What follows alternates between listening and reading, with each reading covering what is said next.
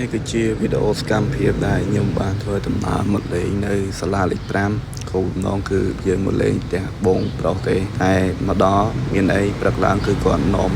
ទៅបបកត្រីបដ ாய் គឺនៅទៅតាំងពីព្រលឹមគឺយើងមានគ្នាច្រើនដែរ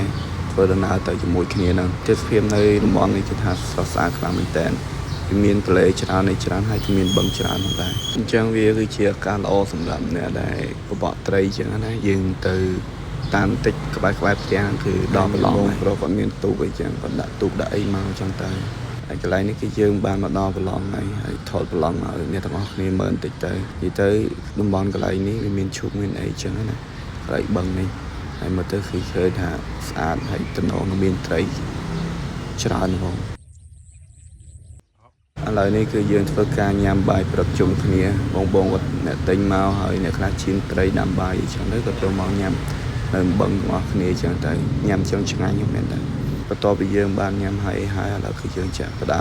ចុះបបោះហើយបងប្រុសគាត់ដាក់ទូកដាក់អីចឹងទៅហើយសកម្មភាពពេលដែលយើងបបោះគឺខ្ញុំអត់បានថតទេដោយសារតែមេក្តៅហើយអញ្ចឹងយើងមកលេងនេះអញ្ចឹងអត់មានបានដាក់ឧបករណ៍អីសម្រាប់ថតទេព្រោះអីគេថាមកលេងទេហើយបើនិយាយពីត្រីវិញគឺថាត្រីច្រើនខ្លាំងមែនតើគឺខ្ញុំគប់វត្តនៅគាត់ថាថ្ងៃហ្នឹងប៉ះចំខ្យល់ខ្លាំងពេកដល់ពេលអញ្ចឹងទៅយើងវត្តរួចច្រើនមែនតើឥឡូវនេះគឺយើងកាត់បានមកដល់បាយថ្ងៃអត់ដែរដោយសារតែបបកបាននេះបានអញ្ចឹងយើងមកដាំបាយហើយធ្វើម្ហូបថ្ងៃហ្នឹងគឺយើងស្ងោរជ្រក់ឡើងមួយឆ្នាំធំហ្មងត្រីបានច្រើនគួរសមដែរម្នាក់2ម្នាក់3អីដែរអញ្ចឹងណាអញ្ចឹងទៅគឺយើងបានមកដាំបាយជុំគ្នាអីជុំគ្នាអញ្ចឹងយើងសម្រាប់ហើយយើងញ៉ាំបាយហើយស្លឆ្អិនហើយក៏យើងញ៉ាំបាយជុំគ្នាហើយក៏